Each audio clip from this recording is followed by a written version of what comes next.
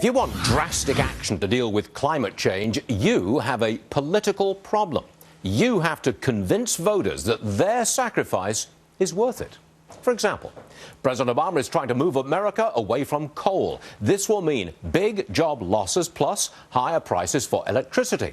But other countries, they're opening coal-fired power plants, increasing the carbon pumped into the atmosphere. How do American voters feel about us paying the price for them? Here's another political problem. At the Paris Climate Conference, President Obama will promise even more stringent emissions cuts.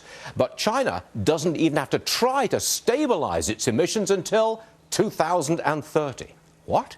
We cut, but the world's largest carbon polluter can keep on going? No wonder Donald Trump's opposition to China resonates with so many voters. Try this. The world will spend $1 trillion a year trying to cut the planet's temperature by less than 1 degree by the end of the century. I'm glad I'm not a politician trying to convince voters it's worth it.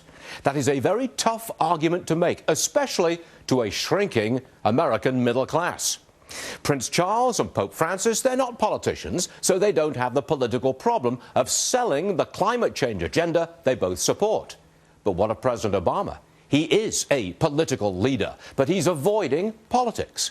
In Paris, he will not be signing a treaty because that would require the political approval of Congress. No, he's going to bypass we the people. He will kill coal with executive action, not a vote. And he will downgrade our energy and manufacturing sectors without our approval. That's why the Paris conference, without political backing, is largely symbolic. America at this point is not convinced that the sacrifice is worth it. The global warmers have not made a convincing political case.